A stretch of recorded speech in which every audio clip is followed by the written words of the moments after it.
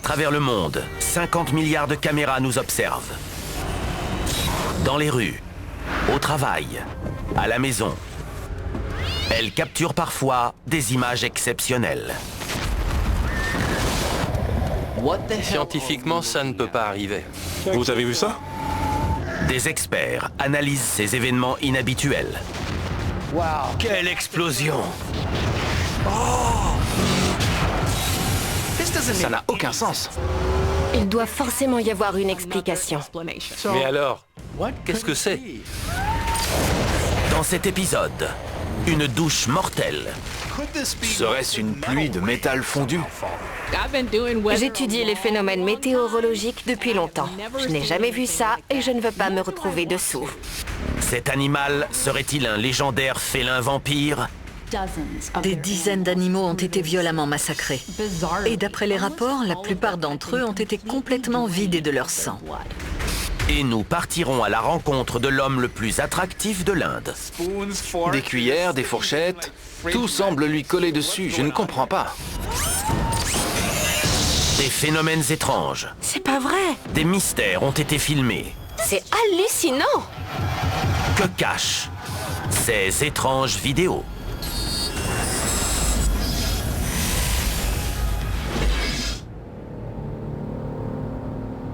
Nous sommes à Saint-Pétersbourg, en Russie. Le 19 mai 2021. Une caméra de vidéosurveillance filme des passants se baladant dans la rue. C'est une petite journée banale. Les gens se baladent, il pleut un peu, quelques parapluies sont de sortie, et soudain, blam! On voit des étincelles énormes, comme du feu tombant du ciel. Qu'est-ce que c'est? C'est fou. On croirait qu'il pleut du feu. Médusés, les passants tentent de se mettre à l'abri. J'étudie les phénomènes météorologiques depuis longtemps. Je n'ai jamais vu ça et je ne veux pas me retrouver dessous. Les gouttes de feu explosent au contact du sol. Ça a l'air très dangereux. Imaginez marcher dans la rue et soudain il pleut du feu. Il y a de quoi paniquer et prendre la fuite. Les passants apeurés tentent de se protéger du phénomène. Je me demande ce que c'est, et d'où ça vient.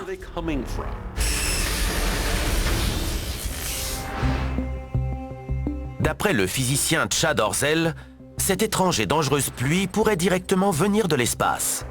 Serait-ce du métal en fusion tombant du ciel? En 2021, l'astrophysicien Shinzao Shu fait une incroyable découverte. Tous les jours, des particules de métal tombent de l'espace pour finir leur course sur la surface terrestre. Ça se produit bien plus souvent qu'on le croit. Chaque année, 5200 tonnes de métal venues de l'espace tombent sur notre planète. Il y a du potassium, du sodium, du magnésium. Ces métaux sont très réactifs et très inflammables. La plupart de ces métaux de l'espace brûlent généralement dans la partie supérieure de notre atmosphère et n'atteignent jamais la surface de la planète. Mais il arrive que certaines particules s'écrasent sur la Terre. C'est un phénomène rare sur Terre. Mais nous savons que sur certaines planètes où la température est bien plus élevée que chez nous, la pluie se résume à du métal en fusion. Les astronomes ont découvert une planète appelée WASP-76b qui offre l'environnement idéal à la pluie de métal en fusion. L'atmosphère de cette planète est bien plus chaude que la nôtre. Les températures y atteignent 2000 degrés Celsius, soit 2 fois la température de la lave en fusion. Sous une telle chaleur, le métal se vaporise. Et du côté nocturne de la planète, ces métaux entrent en fusion et tombent comme la pluie. La journaliste Linda Rodriguez-Macroby découvre en 2018 que des scientifiques russes ont tenté de réchauffer l'ionosphère recouvrant la Russie. L'ionosphère est le niveau le plus haut de l'atmosphère. Nous sommes à des centaines de kilomètres au-dessus du sol. C'est le bord de l'espace.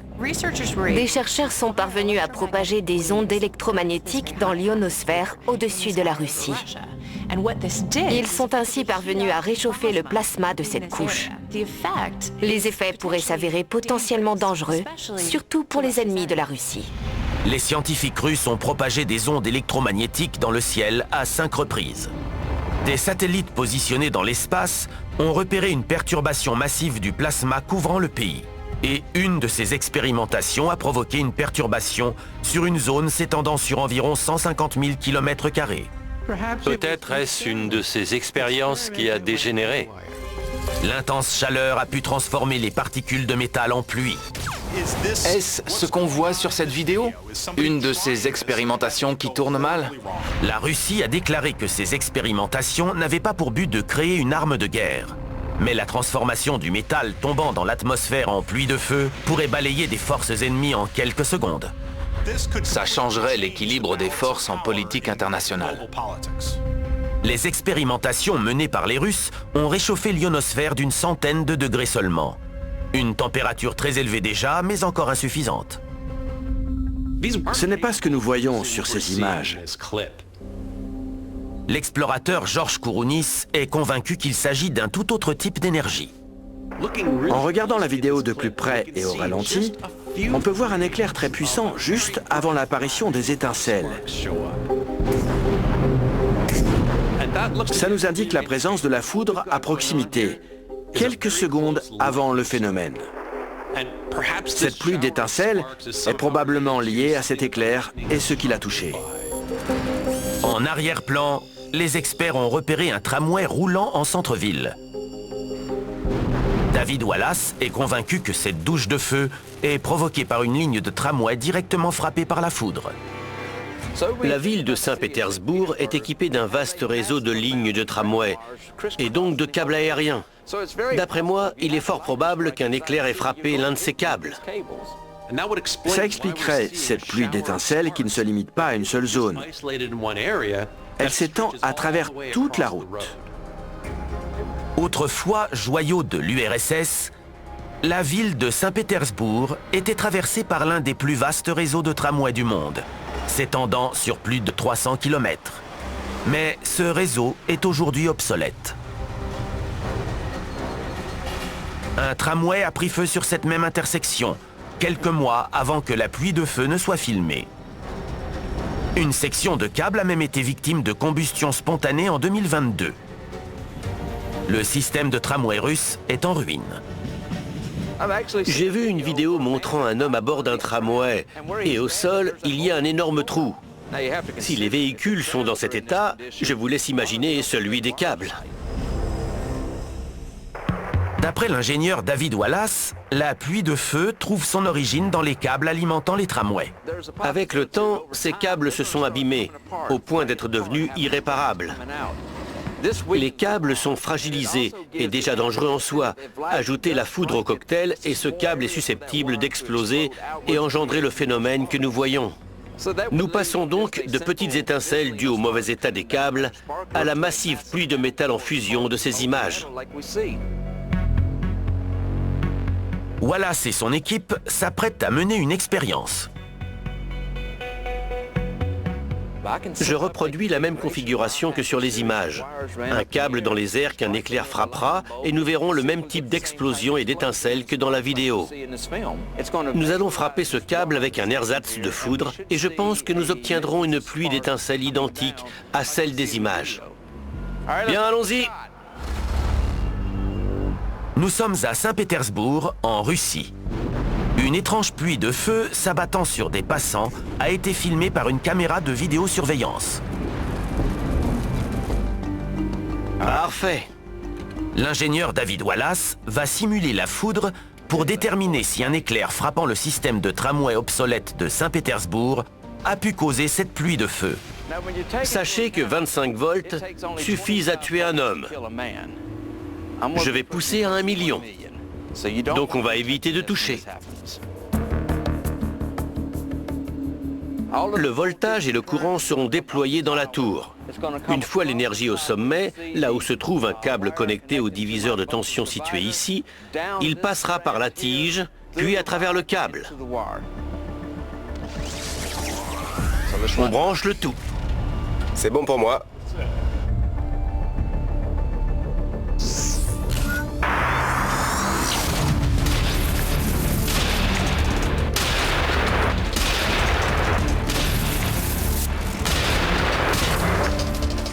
Un million de volts réduisent le câble en poussière, qui donne alors naissance à une véritable pluie d'étincelles. Et voilà, très bel essai. Les étincelles ont jailli de tous les côtés, comme sur la vidéo.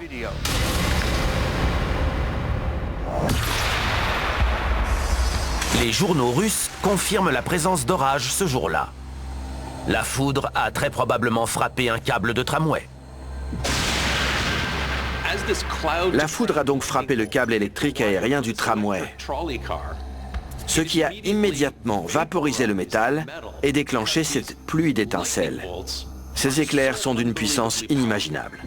On parle de températures plus élevées qu'à la surface du Soleil.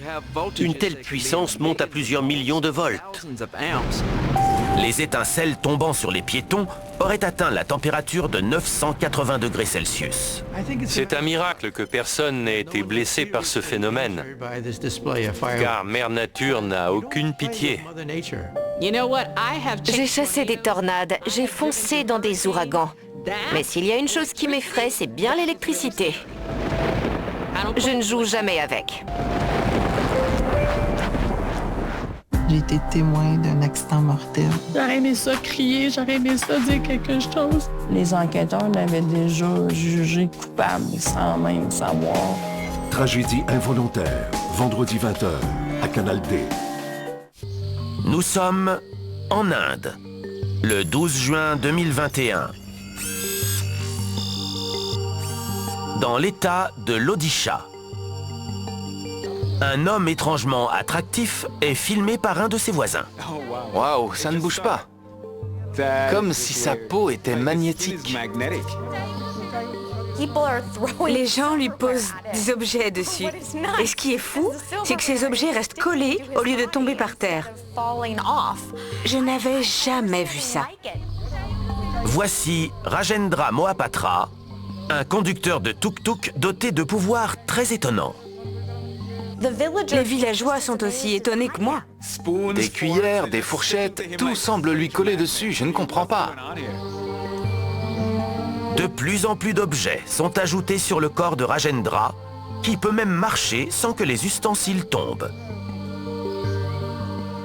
Je ne vois aucun trucage possible.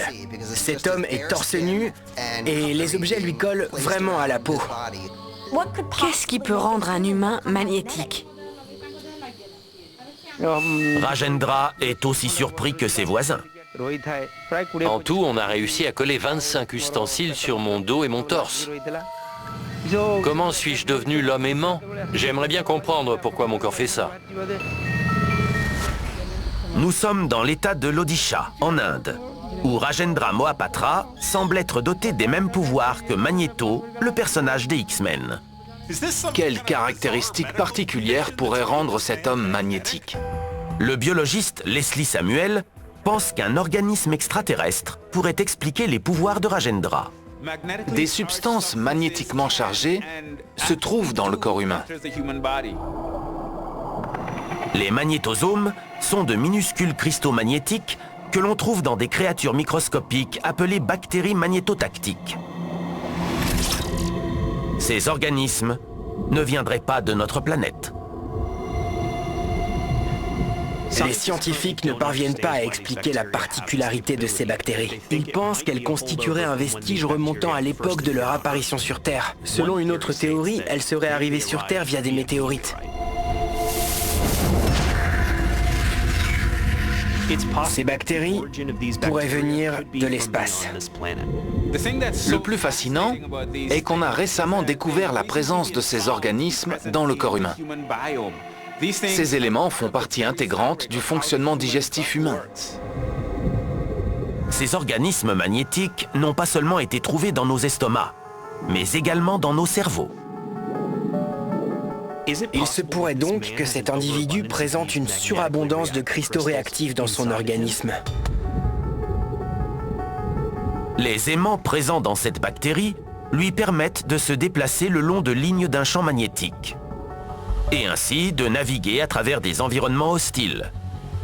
Mais ces aimants ne sont pas assez puissants pour attirer le métal. Même si cet homme est envahi par ces micro-organismes magnétiques, seul un courant électrique constant lui permettrait d'attirer les objets métalliques de la sorte. Et pour qu'une cuillère reste aimantée à sa peau, la quantité d'énergie nécessaire serait immense. L'énergie électrique nécessaire pour rendre un humain magnétique est telle que cela reviendrait à le faire frire. En visionnant ces images, Nick Householder se souvient d'un certain Jamie Keaton, un citoyen américain dont les particularités similaires fascinent les scientifiques depuis des années. On le surnomme « tête à canette ». Il est capable de faire tenir des canettes sur sa tête. Keaton vivait une vie normale jusqu'à ce qu'il assiste à un match de baseball. Je tenais ma canette à la main quand un joueur a frappé la balle vers moi. J'ai voulu l'attraper, mais je l'ai raté. Puis je me suis demandé où se trouvait ma canette. En fait, elle était coincée sur ma tête. 5 minutes auront été nécessaires pour ôter la canette. Avec les deux mains. Le phénomène s'explique par une température corporelle plus élevée que la normale, menant les pores de la peau à provoquer un effet de succion. L'ingénieur Nick Householder souhaite vérifier si la peau humaine peut engendrer un tel effet de succion. Le silicone est souvent utilisé pour simuler la peau humaine. J'ai modifié cette feuille en ajoutant des trous pour imiter les pores de notre peau. Il me manque une chose pour commencer l'expérience. C'est une table aspirante. J'y pose ma feuille de silicone et voyons si la peau peut aspirer des objets. En faisant circuler de l'air à travers ces pores de silicone, les objets devraient y rester collés. L'ensemble est relié au système d'aspiration d'air de mon atelier. Voyons ce que ça donne. Monsieur Keaton est connu pour maintenir des canettes sur sa tête. L'autre vidéo montre des ustensiles collés sur un corps humain. Nous allons tester les deux.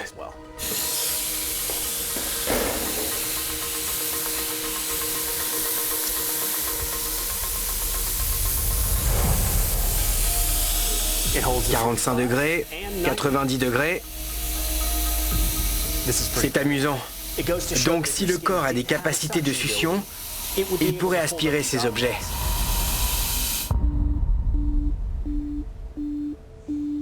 La peau humaine absorbe normalement de petites quantités d'oxygène afin d'alimenter les cellules de sa partie supérieure. Mais la peau de Keaton en absorbe plus que la normale.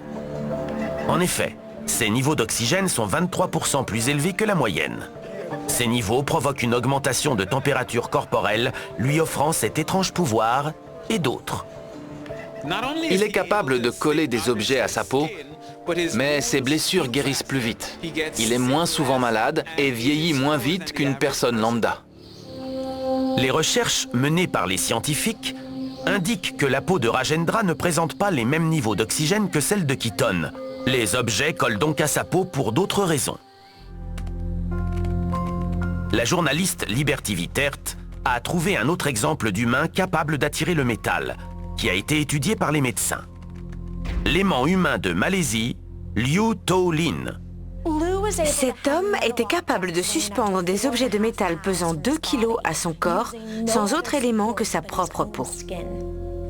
Il était capable de tirer une voiture rien qu'en y collant sa peau. Après avoir étudié la peau de Liu, les scientifiques ont découvert qu'il n'était pas un aimant humain, mais un individu doté de pouvoirs kinétiques. La peau de Liu indique de hauts niveaux de friction, qui produisent cet effet de succion. Sa peau unique était très collante. Ce n'était pas seulement le métal qui collait à lui, mais aussi le bois et les objets en plastique. Ce super pouvoir est probablement génétique, car ses enfants et petits-enfants ont les mêmes capacités. Cet individu a cette capacité étonnante. Les objets collent à lui, et ils ne collent pas chez les autres. L'étude de telles peaux et la synthétisation de leurs propriétés pourraient profiter à tous. En effet, grâce à elles, nous ne perdrions plus jamais nos clés de maison. C'est toujours étonnant de voir ce dont le corps humain est capable. Si c'est un pouvoir mutant, il a de la chance. Seulement en 2023, 10 330 véhicules ont été volés au Québec. Mets ça sur le parc, s'il te plaît, parce qu'il est saisi. Un huissier et son équipe tentent d'enrayer ce fléau. Traqueur de chars, vendredi 20h30, à Canal D. Nous sommes dans le comté du Somerset, en Grande-Bretagne. Un couple se balade lorsqu'il repère une imposante silhouette jaillissant des arbres. Qu'est-ce que c'est? C'est énorme. De nombreux chats vivent en Grande-Bretagne. Mais les prédateurs félins de cette taille n'y vivent plus depuis le dernier âge de glace. Il a une queue. On voit une queue à l'arrière. Il se déplace comme un chat, mais il est filmé de loin et il est toujours énorme. C'est donc un très gros chat. L'animal semble mesurer plus d'1,80 m et peser près de 100 kg. Il s'arrête pour voir s'il est observé. Ils ont continué de filmer. Ils sont très courageux. La créature retourne finalement dans la forêt. Le couple est désormais terrifié à l'idée de savoir qu'un tel monstre se trouve à proximité de leur domicile. C'est l'Angleterre. Il n'y a pas de gros félins dans la nature. C'est inquiétant. Quelqu'un semble avoir trop joué à Jumanji. Nous sommes dans le comté du Somerset. Un couple a filmé un félin géant à proximité de leur propriété. On est dans la campagne, pas dans la jungle. Les félins carnivores de cette taille ne vivent pas sur les îles britanniques. Mais ces troublantes images rappellent immédiatement à l'historien Tony McMahon un tragique événement survenu dans la région en 1703. Je trouve cette histoire assez déconcertante, parce qu'elle implique un tigre en Grande-Bretagne. Nous sommes à Malmesbury, une ville du Wiltshire. Anna Twinoy a 33 ans. Elle est serveuse au pub du White Lion. Un matin, un cirque vient s'installer près du pub. Pour on ne sait quelle raison, probablement la curiosité, la jeune femme sort du pub pendant ses pauses et s'amuse à taquiner le tigre, qui est simplement retenu par une corde reliée à un piquet. Son dompteur a prévenu la jeune fille d'arrêter d'énerver l'animal. On ne joue pas avec un tigre, mais elle a continué malgré les avertissements. L'animal s'est libéré et l'a réduite en morceaux. Elle est morte déchiquetée. Le cadavre de la jeune femme est enterré dans un cimetière local où une pierre tombale rappelle son funeste destin. Mais rien n'indique ce qu'il est advenu du tigre. Ce tigre s'est-il ensuite échappé dans la forêt et ce serait désormais sa descendance qui terrorise la région? Les tigres noirs ne sont jamais aussi noirs que la créature apparaissant sur ces images. Dustin Growick les a analysés. Pour lui, il s'agit d'un autre type de félin féroce. Sur la vidéo, on voit que sa queue est très longue. La forme de son corps et sa démarche me rappellent le jaguar.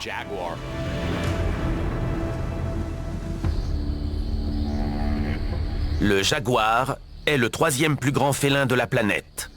Ses dents et sa morsure sont capables de perforer le crâne de n'importe quelle proie et de la tuer sur le coup.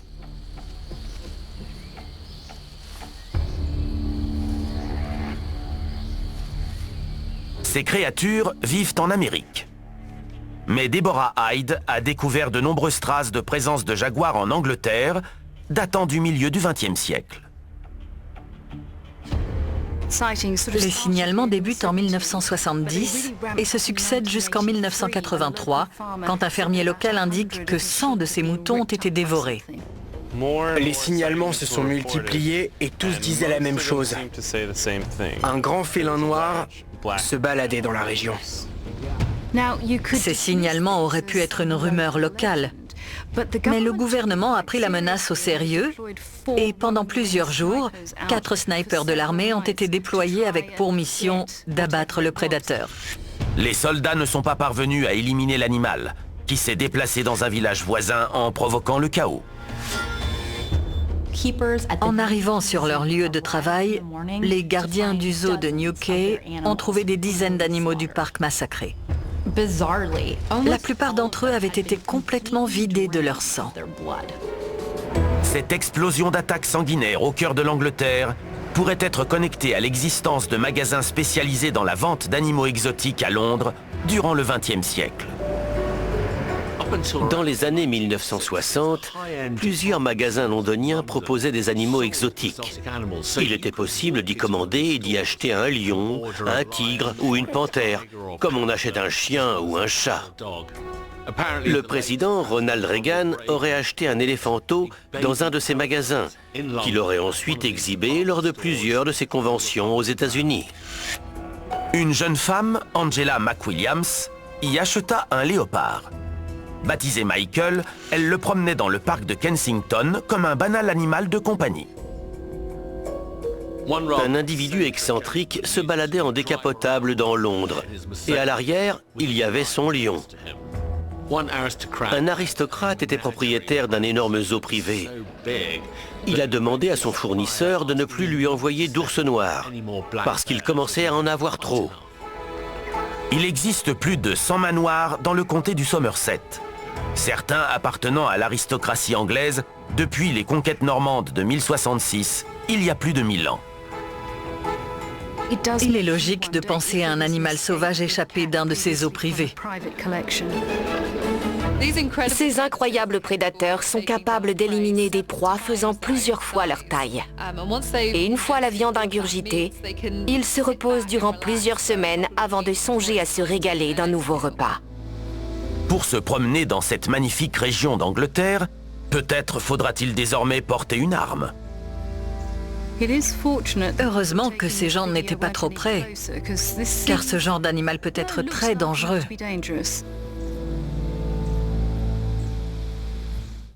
Ça relève, ça prend de l'adaptation. La marge d'erreur, on n'en a pas. Ah ouais, voilà, ah ouais, ah ouais. Mes amis ils disent là, que je suis comme une toilette, je suis indispensable. Vite Chantier, nouvelle génération, lundi 19h30 à Canal D. Nous sommes à Armenia, en Colombie. Le 2 août 2021, au cœur de la région qui a inspiré le film Encanto, dans la mairie de la ville, une caméra de sécurité filme un couloir durant la nuit. Le gardien fait sa ronde. Il a sa lampe torche. Il semble vérifier quelque chose. Quelque chose l'a interpellé. Il a sa matraque à portée de main. Il est sur ses gardes. Soudain... Incroyable, on dirait qu'il a été poussé. Quelque chose l'a poussé contre le mur. Mais il n'y a rien. Le gardien tente de se relever, mais semble être maintenu au sol par une force invisible. Il n'y a rien en vue. Il a été poussé contre le mur, mais on ignore par quoi. Il est au sol, puis il semble essayer de se dépêtrer. On dirait qu'une force invisible le tire par la jambe. On dirait qu'il se fait tirer par la jambe. Son bras a été repoussé en arrière. Ses collègues entendent ses cris et accourent. La conversation a dû être intéressante, car c'est assez inexplicable. Qu'est-ce qui a bien pu le projeter contre le mur? Nous sommes en Colombie, dans la ville d'Armenia, où un gardien de sécurité est agressé par ce qui semble être une force invisible. La vidéo choque la ville entière. Le maire de la ville était si inquiet qu'il a publié les images et un message sur les réseaux sociaux. Hier, un des gardiens de la mairie a été agressé par une entité paranormale. Nous travaillons depuis toujours avec l'aide de Dieu.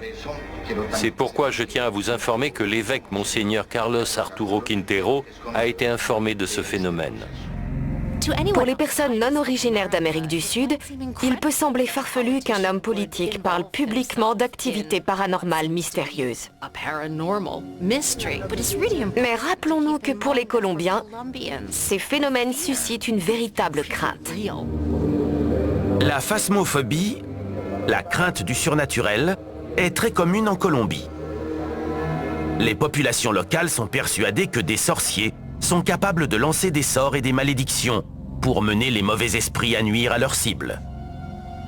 En Colombie, il arrive très souvent que sur les scènes de crime, on retrouve des têtes et des organes de poulet. Et ce genre de choses. Le mysticisme occupe un rôle très important dans les activités criminelles. Je me souviens d'un rapport concernant une fillette de 10 ans qui a été torturée et assassinée.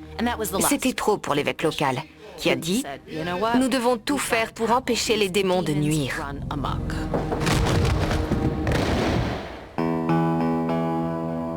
L'explorateur Georges Kourounis a visionné ces images. Les étranges mouvements du gardien lui évoquent les symptômes d'une maladie qui touche certaines ethnies des jungles sud-américaines. Le peuple Miskito a été atteint par un syndrome que l'on appelle le Greasy Sickness.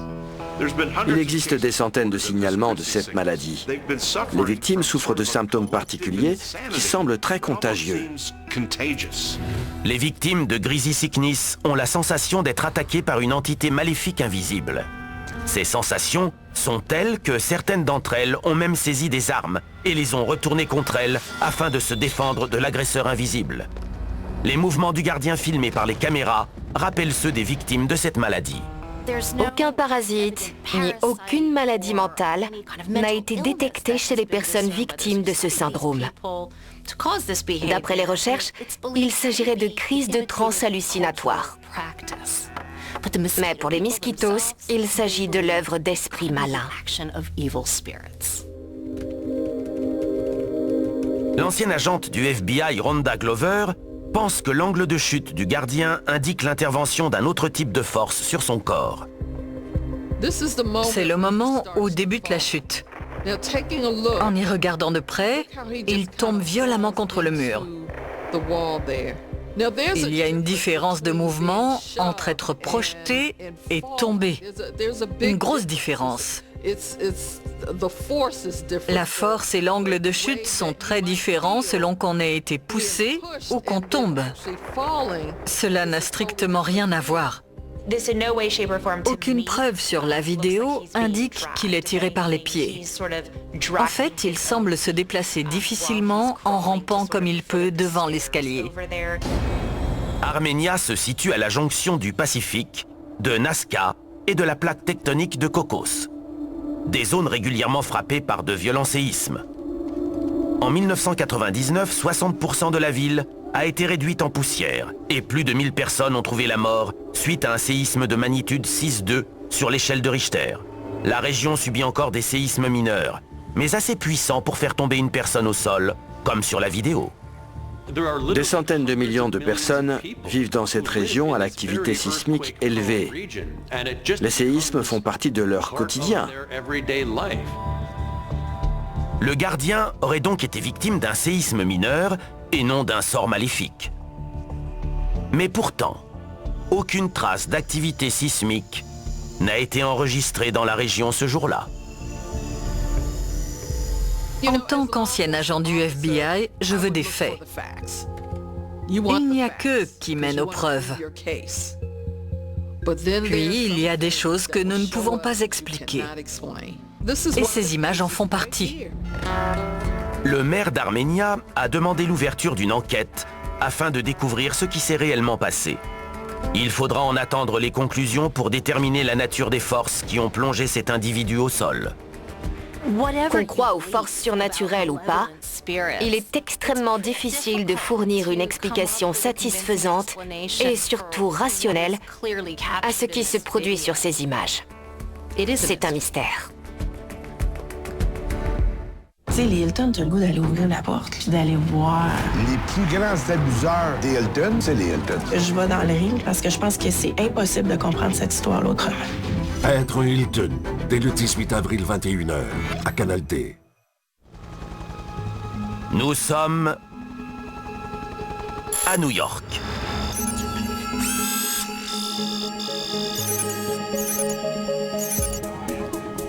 Une caméra de sécurité filme un homme se dirigeant vers une boutique. C'est une journée normale, rien d'inhabituel, juste un peu de fumée émanant d'une grille d'aération. quand soudain... L'explosion se produit à ses pieds. Sa chemise aurait pu prendre feu. Mais tout va bien. Ce n'est pas passé loin. L'homme se relève et s'éloigne des flammes. Il a l'air sous le choc. Il a eu de la chance. Quelques pas de plus sur la gauche, et il aurait certainement pris la boule de feu de plein fouet. Il parvient à éviter les débris en flammes tombant des airs. Je vois des débris tomber, ce qui indique que la force de l'explosion est conséquente. Tout ce qui a été pris dans l'explosion est parti très loin. Ça s'est produit sur un trottoir. On doit en déterminer la cause. Une caméra de la ville de New York a filmé un homme pris dans une explosion, trouvant son origine sous le trottoir. Incroyable. C'est dingue. Une explosion et des flammes sous ses pieds. C'est surprenant qu'il ne soit pas mort sur le coup. Les images rappellent à l'historien Craig Gottlieb une mystérieuse explosion ayant secoué la ville dans les années 1950. Je vous décris la scène. Une explosion massive à Greenpoint. Le ciel noirci par la fumée et des bâtiments qui explosent. C'est l'anarchie. L'explosion trouve sa source dans les 10 000 km de tunnels d'égout situés sous la ville. Un des tunnels du système d'assainissement de la ville explose. Des flammes surgissent du sol et font éclater des centaines de vitres. Les autorités écartent la piste terroriste. Mais après enquête, elles ne parviennent pas à expliquer les raisons de cette explosion souterraine. Le mystère restera entier jusqu'à ce qu'un pilote d'hélicoptère survole la zone de l'accident. Il y repère alors une énorme quantité d'huile coulant dans l'eau. Il s'avère que de l'huile s'écoulait d'un entrepôt et s'est répandue sous la ville. Près de 60 millions de litres se sont accumulés dans les égouts. Vu la très grande quantité de liquide inflammable, une petite étincelle suffisait. Un simple mégot de cigarette au mauvais endroit, une mauvaise connexion de câble électrique, un court-circuit, la foudre, n'importe quoi pouvait mener à la catastrophe. Le quartier de Greenpoint était installé sur une bombe à retardement. L'écoulement a duré 120 ans. Comment est-il possible que personne ne s'en soit aperçu avant? L'importance de l'écoulement était telle que le liquide est encore en train d'être nettoyé aujourd'hui. D'après de récentes estimations, l'équivalent de 6 piscines olympiques d'huile inflammable circule encore sous la ville de New York.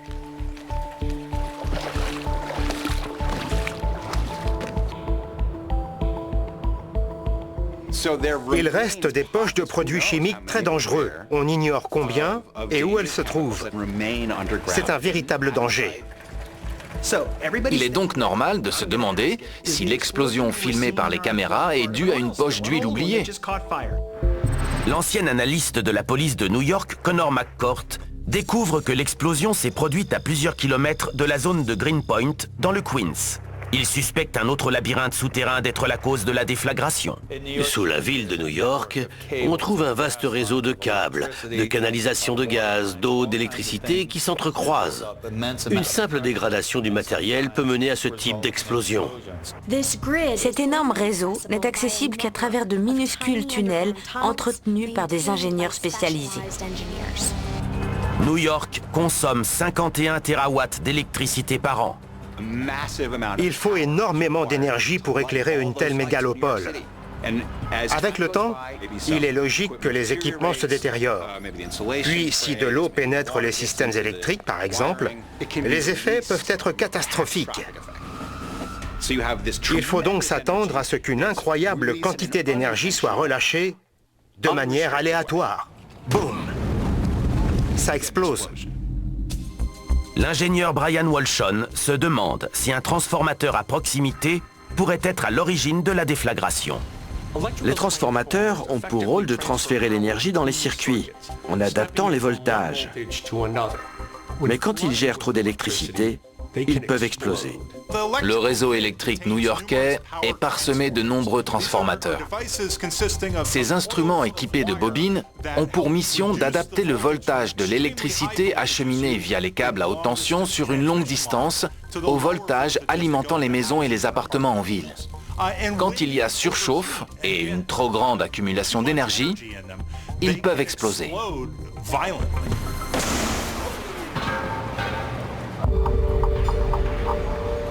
Le fournisseur d'électricité regrette l'incident. Mais la cause de l'explosion n'a toujours pas été déterminée.